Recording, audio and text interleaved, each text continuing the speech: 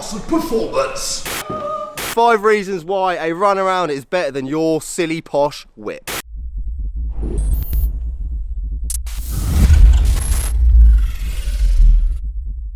Good morning, everybody. Welcome back to the Monky pad. I have spent all morning packing your lovely orders. First port of call is heading down to the post office.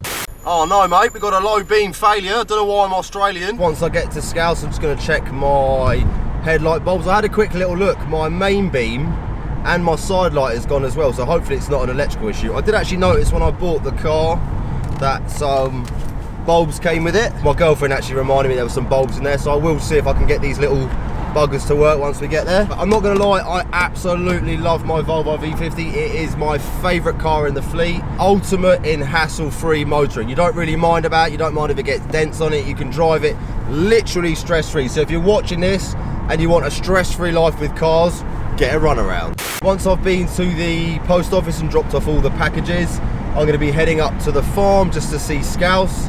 I've got to pick up my E30 gearbox and a few other ancillaries for the E30 builds. And then once we've done that, we're going to be heading down to see Bruno. As most of you know, Bruno is doing the, or finishing off the rest of the E30 build for me. And we're going to be filming the progress on it. We won't actually be doing any work on it today. We're pretty much just going to go over what parts I need to get and sort of where we move forwards from here. I've just grabbed myself a cheeky little ham salad roll, very nom nom. Healthy living for the win. Don't tell the missus I had a McDonald's breakfast yesterday. And by magic, post run complete. All the banners are on the way.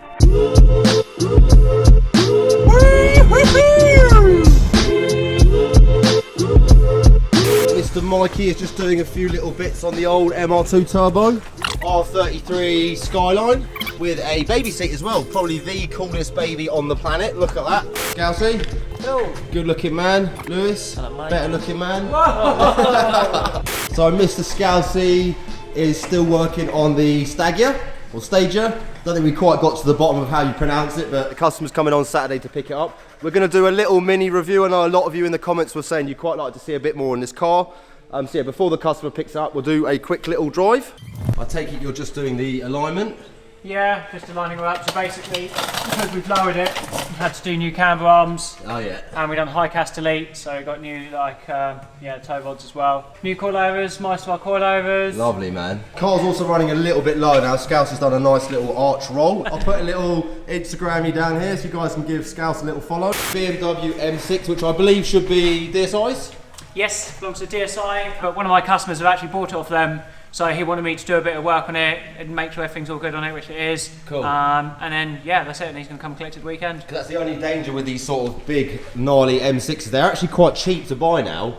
Yeah. But the parts not so much. Yeah, it's the engine, like if that goes, that's like a money ball. Big old brakes on these, they're actually single piece, aren't they? Yeah. Yeah, quite big Dixon calibers, I guess, because these are pretty quick cars. For a factory disc, they're pretty good, pretty sporty, you know. What age is this? About 2006, 07? 2006, yeah. Cool, man. Nice looking car. Scouse and I were just sort of saying these are actually pretty good value for money. If you can find a nice one now, they're fetching sort of 15 to 20 grand. Scouse is just going to start her up so we can hear that V10 magic. These do sound lovely. Stock exhaust, Scouse? No, it's had a rear box delete. Oh, cool.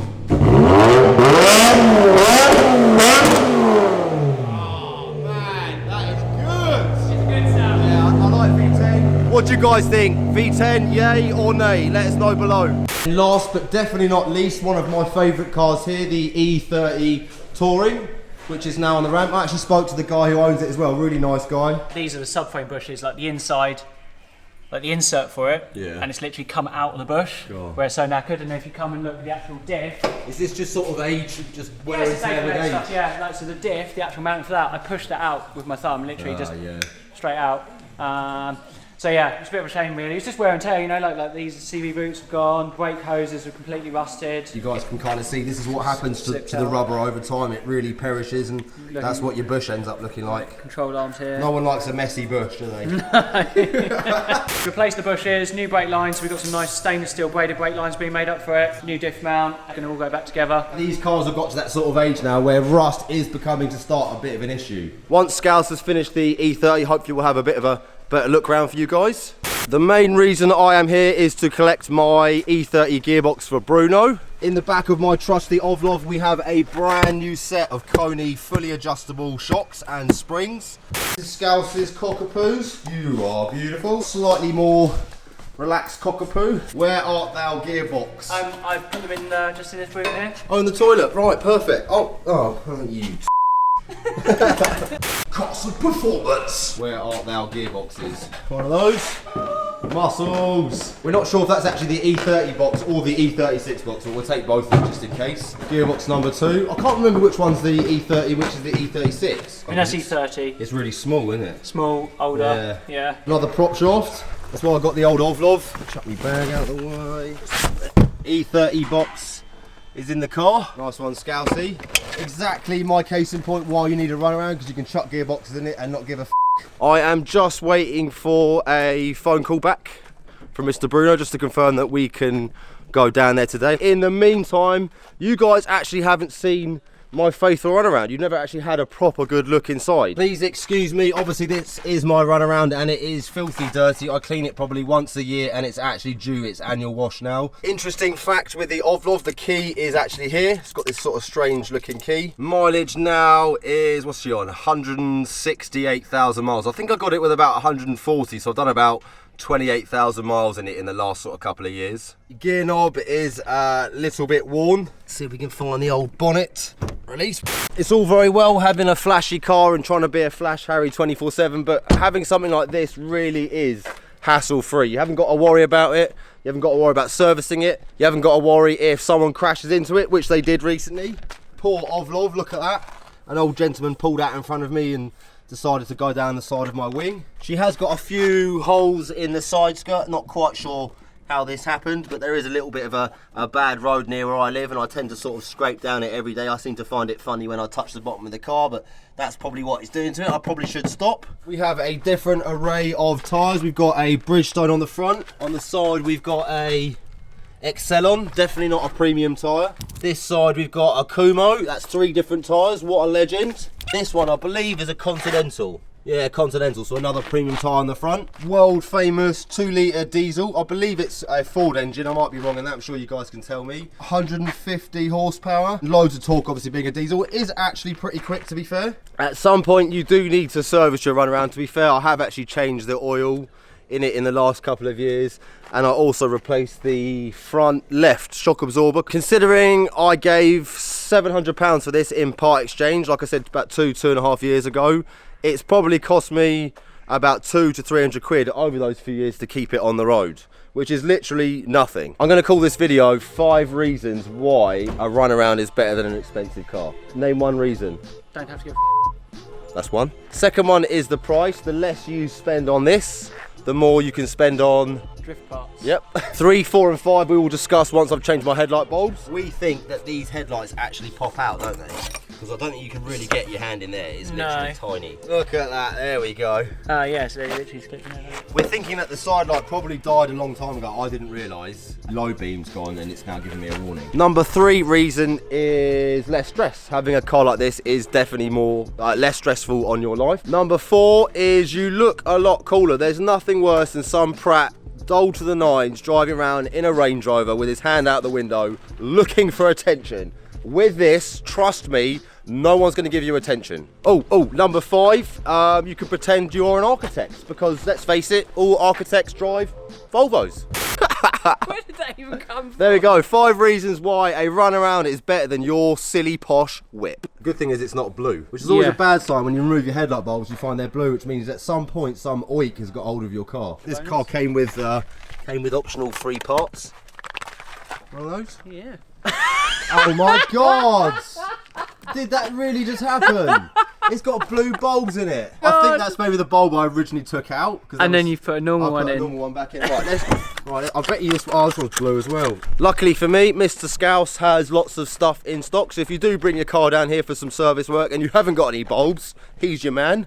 Ooh, bulbs. Nice.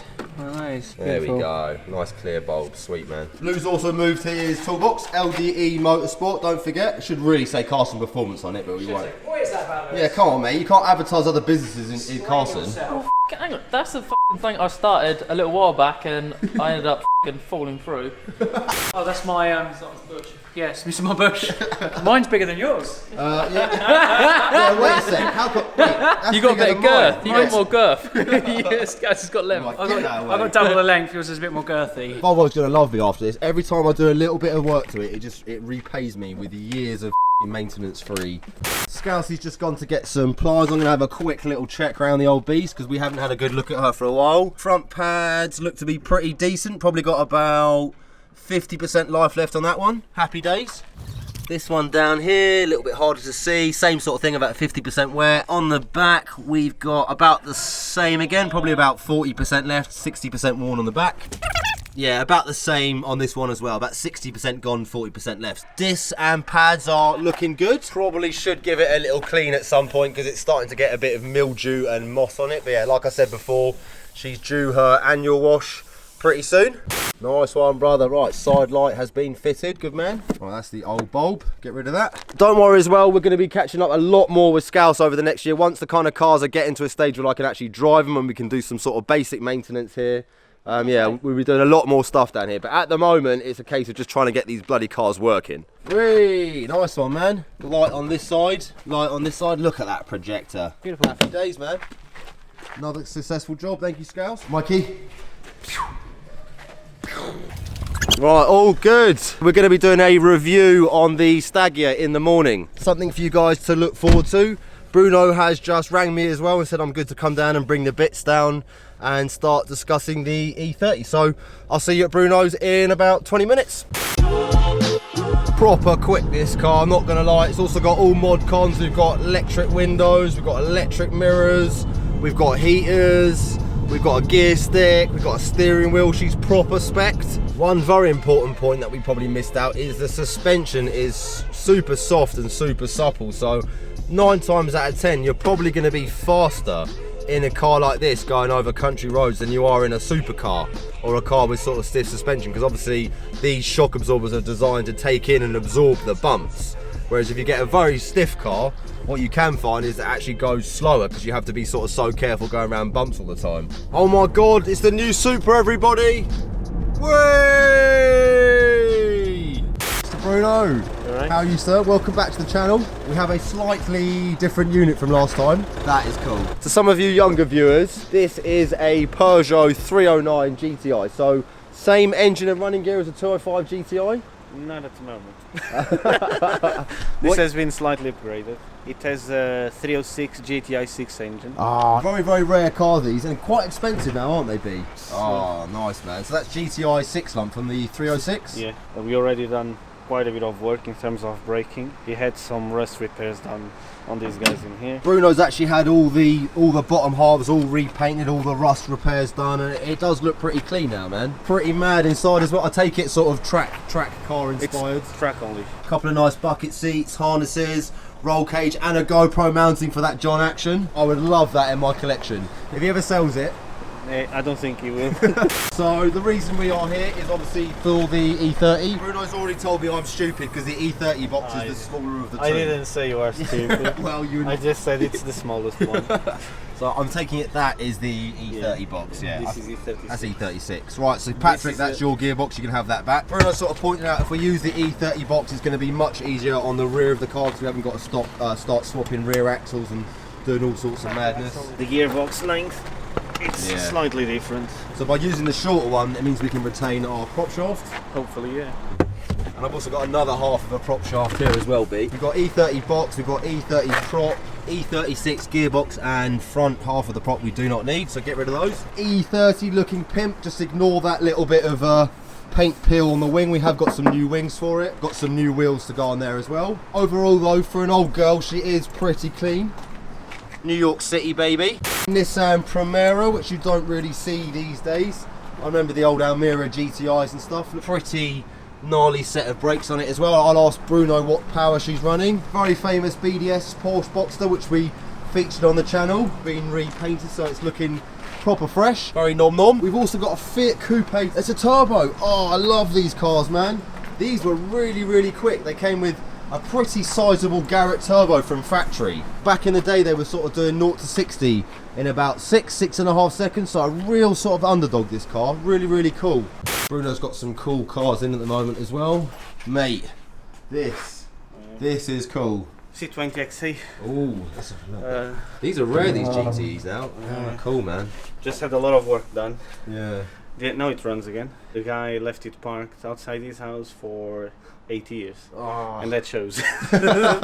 It's like a restoration project. Yeah, cool. It's not our usual thing, but because it was someone that was very close to us, we took it on. Get involved. These were standard from the factory. Yeah, Got it, the mate. GTEs, yeah. Track inspired as well. Yeah, we've got a roll cage. We've got bucket seats. That's not stock. No. Was a stage 4. It's moving now to stage 5 tune, which should take it to around 215, 220 brake. Cool, man. This is our new design intake manifold. Just to give you guys an idea, this is some of Bruno's beautiful work. Lovely custom job. And that's 20 horsepower alone just from that intake manifold. Yeah, of course, ideally you want to put it with a standalone ECU. This is like, you can use ITVs on these engines or this intake. I had the printout from the guys from RHD, which is the most known ITV kit for this, and we are within same power gains. Actually, our one made slightly more power than what they gain, but it might be also due to the tune. Independent throttle varies, it's around 1600 quid. These manifolds, I sell them for 800 quid. Okay, yeah, it's a big difference. Yeah, like ideally, if you go for the full setup, then you need to buy standalone ECU and stuff. But with the ITVs, you have to do it anyway. Yeah. So it's £800 cheaper. And your intake noises are very famous as well. Yes, they yeah, sound typical. sexual. Yeah.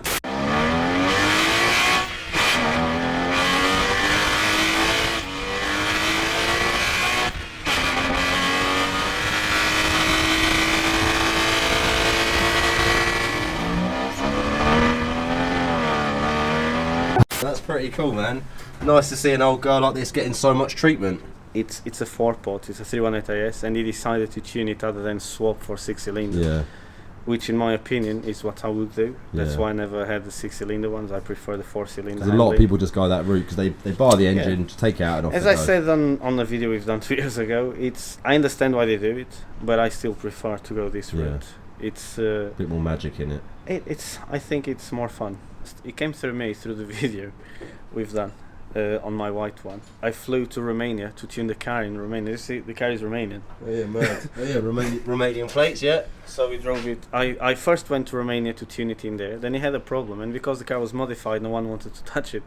So we drove the car all the way from Romania to UK. God, so man. I You've got dedicated customers. I know, yeah. It's something to be very proud of. For sure. So it's the second time the car is with me now. It was that time. Now it came back, and because of the journey and everything, I'm fitting the new design intake manifold. You used to have the previous design we had. This new design improves the torque download, makes the torque flatter. It's a very flat torque line, and still manages to make the same power as the old design used to do. So arguably a bit more responsive. It's better, and it looks nicer as well. And that little thing, everyone has been asking in the videos, so they keep seeing it in the background, what are you doing with the Fiat 500? This needs a lot of work. That's why I haven't started. It's a Delta Edge F turbo. Delta, engine. like Lancia? Yeah, it's a Lancia Delta Crazy. Edge F turbo, yeah, engine on it. In the back? It's mid-mounted at the moment. Let's have a quick look, man. We've never actually had a proper good look around this car, and everyone keeps asking. Yes. It's really sort of mid-mounted, isn't it? Yeah, it is mid-mounted. Yeah, crazy. The front subframe is absolutely appalling, which makes the car really undrivable. Little 2-spoke steering wheel. It was tuned already, so standardly you are supposed to have 130 or 140 brake. This one was pushing 180. On a car that weighs this, tried to drive it, and then it had other thing really badly done, which is the gearbox was the opposite way. So it's like first, second, It's like third, it's like the wrong way around. So that's something else that we have to correct as well. Yeah, crazy, So, man. but We're really excited to get this up. We must have a go in it once you got it up and running. That's a little rundown of what B's working on at the moment. He's also got a 1 Series on the ramp, I think having some exhaust work done. So this is having a resonator delete and a different back box put on just to increase the note of it. It's a bit too quiet. If you've got a BMW, you need some exhaust work. Yeah.